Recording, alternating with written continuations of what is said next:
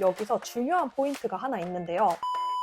가이드가 돼주기 때문에 정렬을 하기가 훨씬 더 편해요. 저만의 꼼수입니다. 근데 너무 유용해서 여러분한테도 공유를 드리고 싶었어요. 여러분, 많은 분들이 PPT에서 정렬을 어려워하시더라고요. 수강생분들의 PPT를 살펴보다 보면 미세하게 정렬이 안 맞아서 PPT의 퀄리티가 확 떨어지는 경우를 많이 볼 수 있습니다. 그래서 이번 영상에서는 정렬에 대해서 다뤄보려고 합니다. 뻔한 기능 말고 제가 진짜 실무에서 쓰는 꼼수까지 다 알려드릴 테니까요. 정렬에 대한 고민은 이번 영상으로 끝내시면 됩니다. 그럼 바로 시작해볼게요.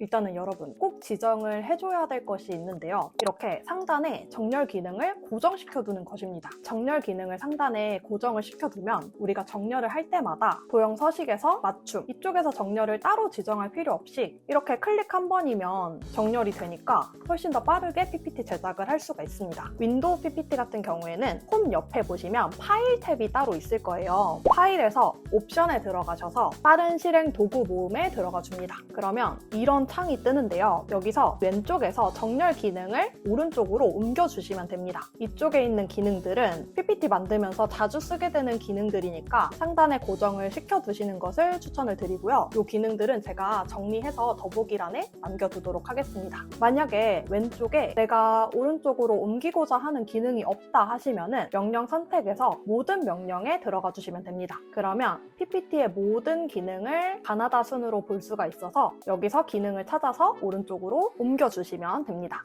맥 PPT를 쓰시는 분들은 이쪽에 점 3개를 클릭해 주시고 기타 명령에 들어가시면 빠른 실행 도구 모음을 보실 수가 있습니다. 정렬을 상단에 고정시켜 두느냐 안 두느냐에 따라서 PPT 제작 속도가 정말 많이 차이가 나니까 꼭 상단에 고정을 시켜 두시는 것을 추천드립니다. 지금부터는 직접 슬라이드를 만들어 보면서 정렬 기능에 대해서 조금 더 자세하게 설명을 드려볼게요. 일단은 제가 공통 요소와 가이드라인까지는 지정을 해주었습니다. 공통 요소와 가이드라인 잡는 법까지 다루게 되면 영상이 너무 길어질 것 같아서 이 부분은 위 영상을 참고를 해주시면 감사하겠습니다. 이 영상에서 자세하게 설명을 드렸어요. 이런 디자인의 슬라이드를 만들어 보려고 합니다. 어떤 식으로 정확하게 그리고 빠르게 정렬을 맞출 수 있는지 보여드릴게요. 일단 가장 먼저 해야 될 것은 도형으로 틀을 잡는 것입니다. 둥근 모서리의 사각형을 삽입을 해줄게요. 가이드라인에 맞춰서 넣어주겠습니다. 지금 4개의 내용이 들어가야 되니까 컨트롤 시프트 눌러서 수평 복제를 해서 4개의 도형을 만들어주도록 하겠습니다. 그리고 지금 이 도형을 일단 가로 간격이 동일하게 맞춰줘야 되고 이 가이드라인 끝에 올 수 있도록 늘려줘야겠죠. 그래서 얘네를 복수 선택한 다음에 상단 고정해준 정렬 기능을 활용해서 가로 간격을 동일하게 맞춰줍니다. 그 다음에 얘네를 그룹화를 해줍니다. 그리고 나서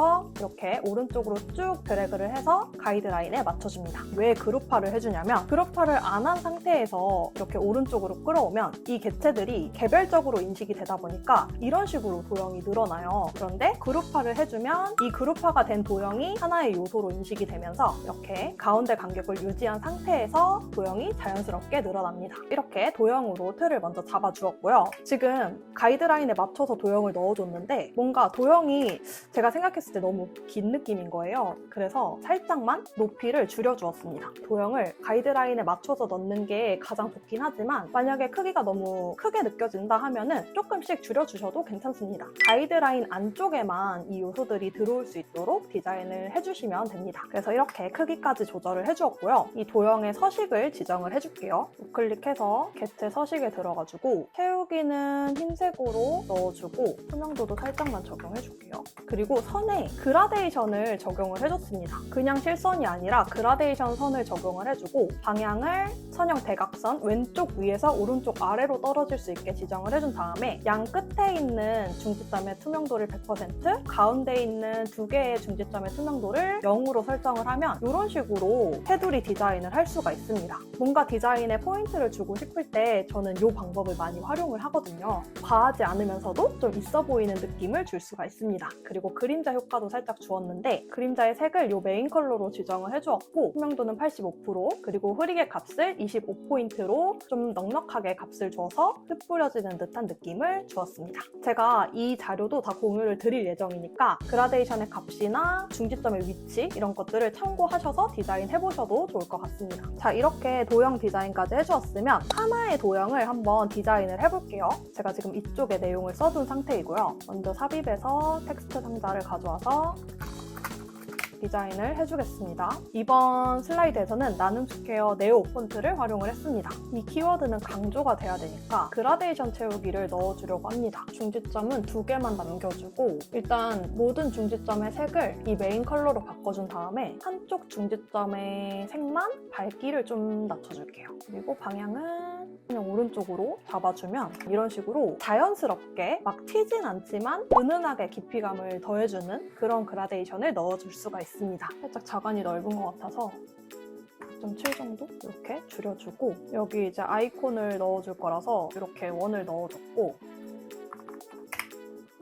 이런 식으로 디자인해준 다음에 나머지 텍스트도 이런 식으로 넣어주었습니다. 그리고 원 안에 아이콘을 넣어줄게요. 가운데 맞춤까지 잘 해서 넣어주겠습니다. 지금 이렇게 하나의 도형을 디자인을 잘 해주었는데 내용의 중요도에 따라서 텍스트의 크기나 굵기, 컬러를 좀 다양하게 활용을 해서 이렇게 중요한 내용들이 강조될 수 있게끔 디자인을 해주었고요. 이렇게 하나의 디자인만 잘 해주면 그 다음부터는 굉장히 쉽습니다. 하나의 디자인을 해주었으면 얘를 그대로 컨트롤 시프트를 눌러서 옆쪽으로 복제를 해주는 거예요. 이런 식으로. 그 다음에 이제 내용만 바꿔주면 되겠죠. 여러분 여기서 중요한 포인트가 하나 있는데요. 바로 이 텍스트 가로 길이와 도형의 가로 길이를 동일하게 잡아주는 것입니다. 그랬을 때 컨트롤 시프트를 해서 수평 복제를 했을 때 이 텍스트 박스가 가이드가 돼주기 때문에 정렬을 하기가 훨씬 더 편해요. 굳이 이 요소들을 다시 복수 선택해서 가운데 맞춤을 해줄 필요가 없습니다. 그런데 만약에 이 텍스트 박스의 길이와 도형의 가로 길이가 맞지 않으면 이렇게 수평 복제를 했을 때 어디에 놔야 할지 감이 잘 잡히지가 않아요. 눈대중으로 놔야 되는 거죠. 그러면 다시 또 이렇게 선택을 해서 가운데 정렬을 해줘야 하는데 저는 이것마저도 귀찮더라고요.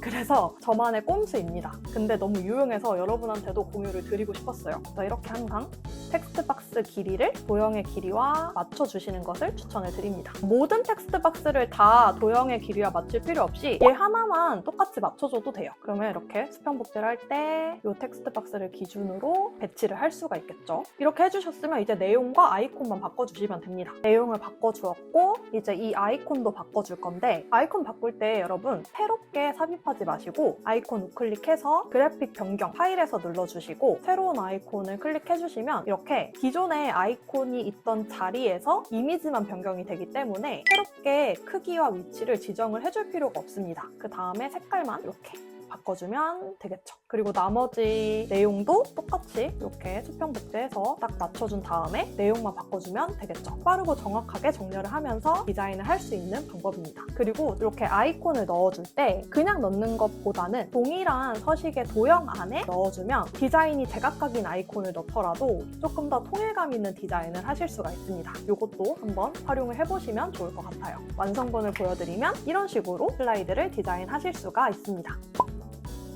지금 이 슬라이드는 요소들이 가운데로 배치가 되어 있는데 이렇게 텍스트가 왼쪽 정렬로 위치가 되어 있을 때도 마찬가지입니다. 텍스트 박스의 끝과 도형의 끝을 맞춰주는 거예요. 그러면 얘네를 드래그해서 수평 복제를 해주었을 때 이 텍스트 박스가 기준이 되어주니까 이 도형에 있는 요소와 이 도형에 있는 요소가 정확하게 같은 위치에 배치가 되겠죠. 한 번 더 컨트롤 시프트 눌러서 아래쪽으로 이동을 해주시면 됩니다. 그러면 빠르게 슬라이드를 완성을 할 수가 있겠죠. 내용만 바꿔주면 이런 식으로 디자인이 됩니다. 나열형 구조의 슬라이드를 만들 때 텍스트의 크기와 도형의 크기를 맞춰서 삽입을 해주시면 정렬을 하실 때 훨씬 더 빠르고 정확하게 하실 수가 있습니다. 실무에서 만들었던 슬라이드를 하나 더 예시로 보여드리자면 이 슬라이드도 마찬가지로 텍스트의 크기와 도형의 크기를 다 맞춰서 넣어주신 거 보이시죠? 이 슬라이드를 어떤 식으로 만들었는지 대략적으로 좀 보여드리면 일단 도형으로 틀을 잡아줘야겠죠. 도형을 이렇게 하나 넣어준 다음에 서식은 대략적으로 지정을 해주겠습니다. 그리고 하나 더 복제를 해줄게요. 그리고 지금 이 도형이 이 도형의 절반 크기이니까 얘가 13.03인데 14로 지정을 하고 얘를 7로 지정을 해줄게요. 그러면 절반 크기가 되죠. 이렇게 간격을 좀 넓혀주고 이 도형을 한 번 더 복제를 해주겠습니다. 그리고 아까랑 똑같이 이 도형을 복수 선택해준 다음에 가로 간격을 동일하게 지정을 해주고 그룹화해서 넓혀줄게요. 가이드라인 부분까지. 지금 여기에 선이 하나 있죠? 선을 하나 넣어주고 가운데 정렬 한번 해주고 이 선은 연한 회색으로 바꿔주겠습니다. 그리고 텍스트 상자를 삽입하면 되겠죠? 이렇게 도형 크기에 맞춰서 삽입을 해주고 텍스트를 입력합니다. 세부 내용을 이렇게 넣어줬다고 하면 컨트롤 시프트에서 수평 복제를 했을 때 텍스트 박스를 기준으로 위치를 시켜주면 정렬이 딱 맞아지겠죠. 마찬가지로 똑같이 이렇게 한 번 더 이런 식으로 우리가 빠르고 정확하게 정렬을 할 수가 있습니다. 정렬이 별게 아닌 것 같아도 이게 잘 안 맞으면 자료가 어수선해지고 당연히 설득력은 확 떨어질 수밖에 없습니다. 그래서 PPT에서 정렬만큼은 잘 잡아주시는 게 굉장히 중요한데요. 이번 영상에서 디자인한 슬라이드도 공유를 해드릴 거니까 꼭 한 번씩 실습해보시길 추천드리고요. 막히는 부분이 있다면 편하게 댓글로 남겨주세요. 이번 영상 도움되셨다면 구독과 좋아요, 댓글까지 부탁드리고요. 저는 또 다른 PPT 꿀팁과 함께 찾아오겠습니다. 감사합니다.